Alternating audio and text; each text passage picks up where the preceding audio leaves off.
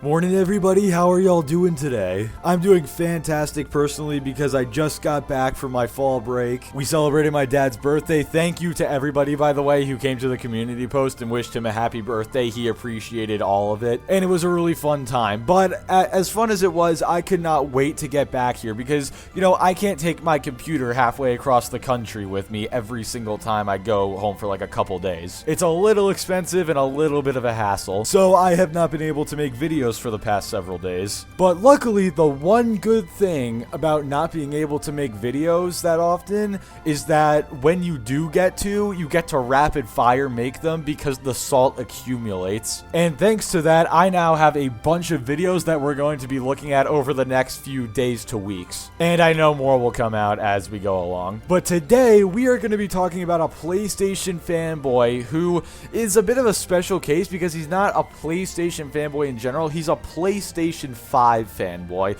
And you're probably thinking, well, Chris, how is that any different than what you've talked about in the past? Well, a PlayStation 5 fanboy specifically doesn't like the idea of other people on PS4 being able to play games. They want all the games to be exclusive to the PS5 so that way they can be true next-gen games. And so that way they can justify their purchase, I guess. Even though they can still play the games, the cross-gen games, in the same form as they would be able to anyway, but whatever, we're not going to get into that. Now, this dude, I'm not going to say his name or anything. I never say the names of the people I talk about. A bunch of you guys probably do recognize him, though. But usually he actually has pretty solid like to dislike ratios. His videos are actually very well structured and put together in my opinion. But this one is getting absolutely destroyed, as you can see by the dislike ratio in the thumbnail. So yeah, I think I've spent enough time hyping this video up. Let's go ahead and get right into it. Have you guys ever seen a Dos Equis commercial with the most interesting man in the world? Well, that's Herman Holst in my opinion. The dude just looks like he's cool, alright? He's taking pictures on yachts, having parties in different countries, and now he's doing interviews.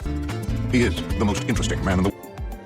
But enough about Hermes' life. Let's talk about this interview. The interview can be found on Axios.com. It's Axios Gaming. Shout out to them. And Herman Holst did this interview, and there's lots to take away here. And I'm going to highlight some of the interesting things. The number one thing that I took away from this is the fact that PlayStation will not be launching their first-party titles day and date on PC. No matter how hard the Xbox extremists pray to Phil Spencer that it's happening, it is not going to be happening when it comes to their big AAA blockbuster single-player games. Herman Holst said this himself. Let's take a look at that clip. I mean, just of course, the number one thing this dude took away was the fact that PlayStation games would never be coming day and date. And of course, he's celebrating that. Apparently, if you want to play PlayStation games on PC, then you're just an Xbox extremist begging to Daddy Phil Spencer. But I wouldn't hold my breath on the whole, never being day and date thing. I mean, it's very possible it'll never happen, and if it doesn't, that sucks. But remember when Sony said, we believe in generations, and now they're continuing to do cross-gen games into 2023?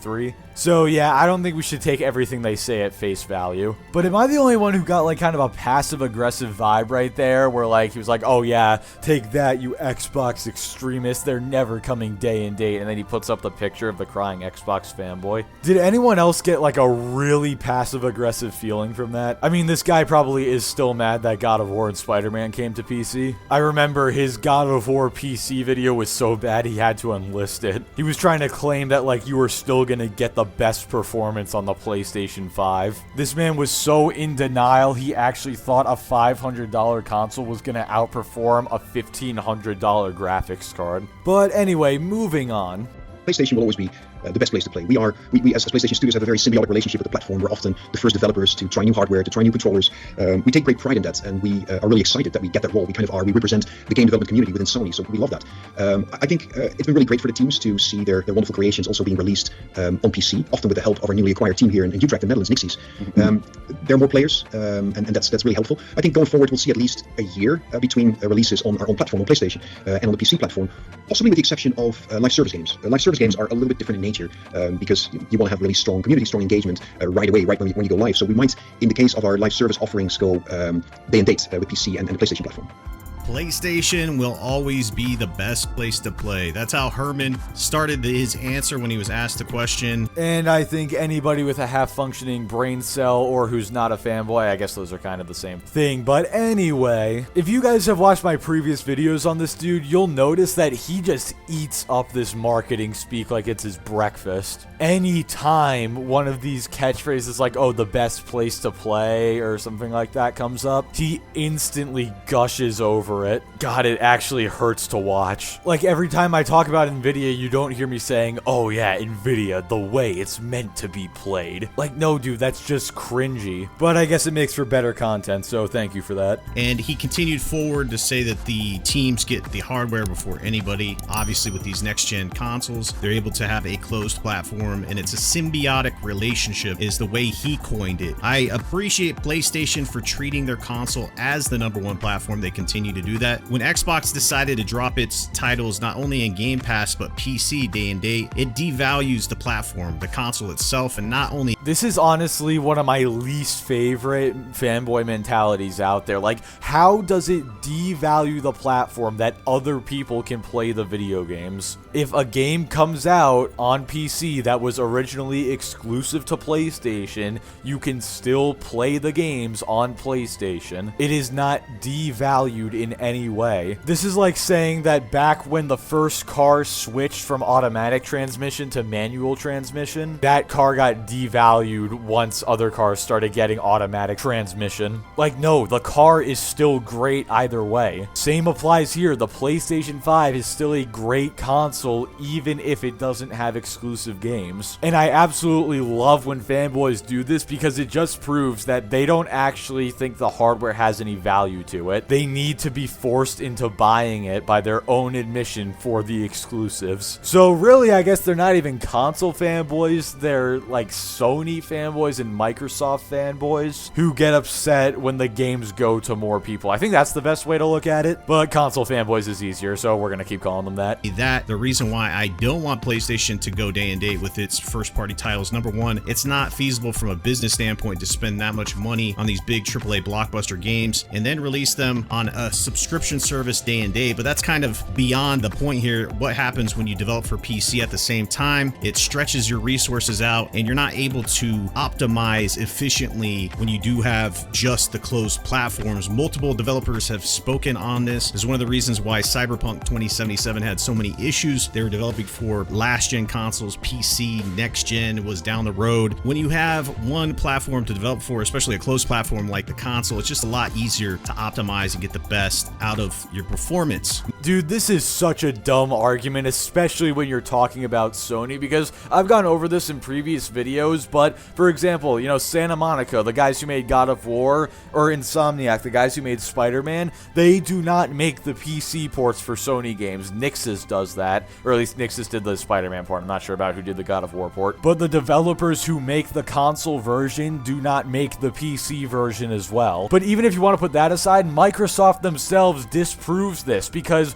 all their recent games have been coming out for 3 versions of the previous Xbox generation, 2 versions of this Xbox generation, and PC, and all the ports have been pretty solid. Actually, let me rephrase that. They've been very good on Xbox, and then they've been, like, decent on PC. They still run well on PC, just, like, not as well as they should. But the console versions still run great, and that's what this dude is so concerned about. You can have a version that runs extremely well on one platform, and then, you know, just have a general release version that, you know, like you toggle the settings and stuff and mess with on another platform, aka PC. Now, I don't know exactly if the Xbox developers, they have different developers to port the games to PC, and that's why they don't run as well as they should on PC. I don't know if it's because they actually are stretching the resources a little thinner, but even then, as Microsoft has shown, the console has always been the priority. And honestly, whenever PlayStation fanboys make this argument, they just make Sony sound incompetent. And as for the whole, oh, it's not feasible to put your games into a subscription service day and date, again, Microsoft has been doing this for years. I said this a while ago in another video, but Game Pass alone, not including Game Pass Ultimate, but just regular Game Pass, every month makes enough money to pay for the development of like God of War, like what was it, 6 times over? Yeah, it was $40 million to make God of War, $45 million roughly, and Game Pass makes $250 million a month. Sony's own competitor, Microsoft, is the proof that this is false. But of course, he's a PlayStation fanboy, so he can't acknowledge anything Microsoft does. Now, it's no secret that Sony and PlayStation have emphasized their stance. They want to do more when it comes to live service games. And one of the big takeaways from this interview as well is that PlayStation's going to be doing more live service games, and those are going to be dropping day and date on PC. Now, if you've been following the channel or the podcast for any period of time, you've known that I said simply that I saw that this was going to be around a long time ago. I said it was going to be a year in between releases on PC when it comes to their big first-party titles. And not only that, when it comes to multiplayer, it goes day and date on PC because the PC has a huge player base. And when it comes to live service multiplayer games in this market, you need to have a free-to-play platform that's available everywhere. You're seeing this with games like Overwatch that switch to free-to-play. If you want to have consistent player bases and make the most money, that's what you have to do. One of the things that I was disappointed with in this interview is it looks like PlayStation's going to continue to support the PlayStation 4 versions of games moving into 2023 and beyond. So let me get this straight. In a day and age where PlayStation 5s are hard to come by because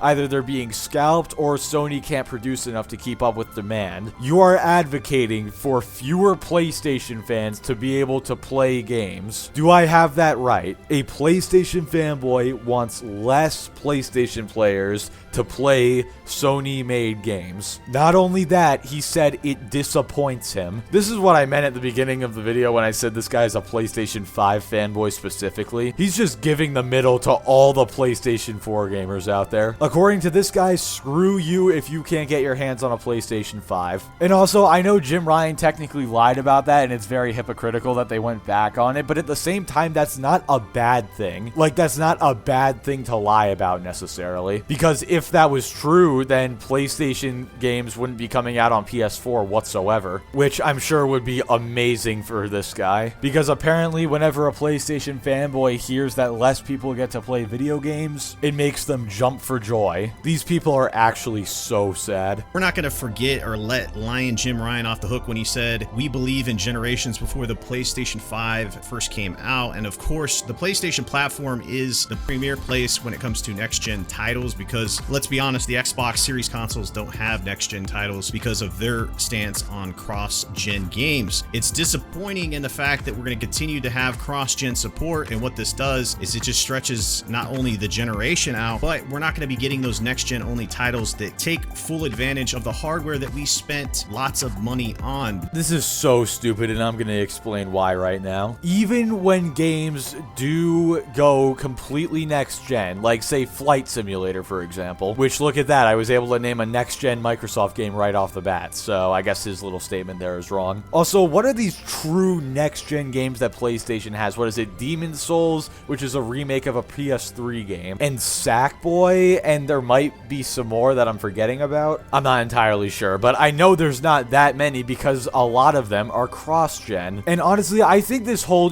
true next-gen game thing is so stupid because guess what? When these games come to PC, like these true next-gen games, when they come to PC, they are going to be playable on cards that are worse than a 40 series or a 30 series. But guess what? I've said this before and I'll say it again. Just because a game can be played on older hardware does not mean it cannot take full advantage of the new hardware. Again, PC is the best example of this. This guy is basically saying that unless a game can only be played on an RTX 4090, that the game is not next gen. Like, no, dude, that's not the case at all. And again, like I just said, when these PlayStation, true next gen games come to PC, guess what? They're going to be playable on older GPUs. Also, one last thing I just want to throw out here quickly. I haven't seen many people mention this, so maybe this is a stupid point, but I'll take a shot in the dark here. Game development takes several years, right? Or at least a few years. So back when these games like God of War Ragnarok and Horizon Forbidden West were being developed,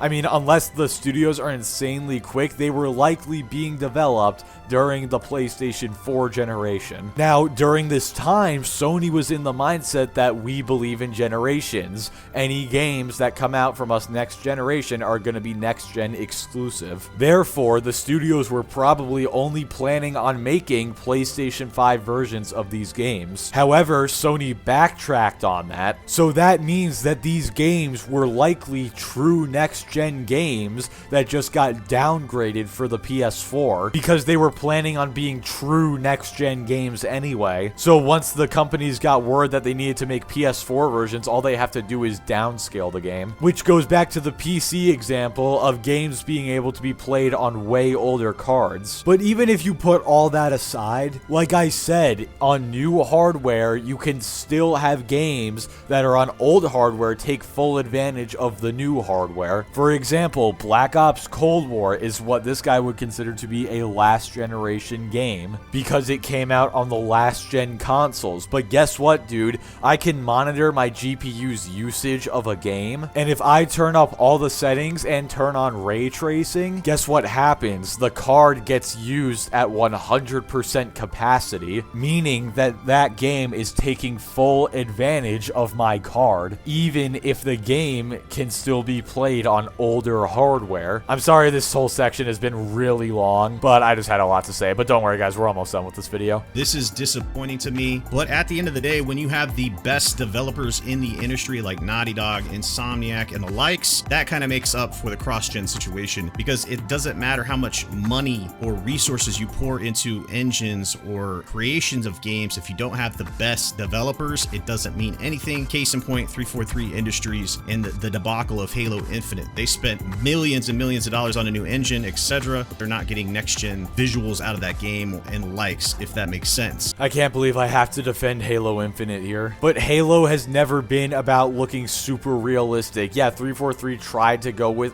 that with 4 and 5, but they realized Halo is not made to, you know, be like super hyper realistic looking. That's more of like a Call of Duty thing. Halo has always had a bit more of a cartoony style. Also, when you're making a shooter game, visuals are not the top priority. The gameplay should be, which clearly it was, because, you know, as trash as Halo Infinite is, at least it has some really awesome gameplay. The gunplay is spectacular. But also, I think this would be a good time to bring up the fact that, you know, even though Horizon Forbidden West is a last-gen game, quote-unquote, that game still looks incredible on the PlayStation 5. Like, what more could they have possibly done if it only came out on PS5? That's a genuine question. But anyway, guys, that's going to do it for this video. Basically, from there on out, he just asked for people's thoughts, and then there's 2 other sections to that video that aren't worth covering. But I think the takeaway here is, you know, don't be greedy, don't be selfish, you know, actually want people to experience great games, especially if they play on the same platform as you. Be a fan, don't be a fanboy, I guess is the best way to put it. But anyway, guys, thank you so much for watching. Like the video if you liked it, dislike it if you didn't like it, subscribe if you want to see more, and I will catch you all next time.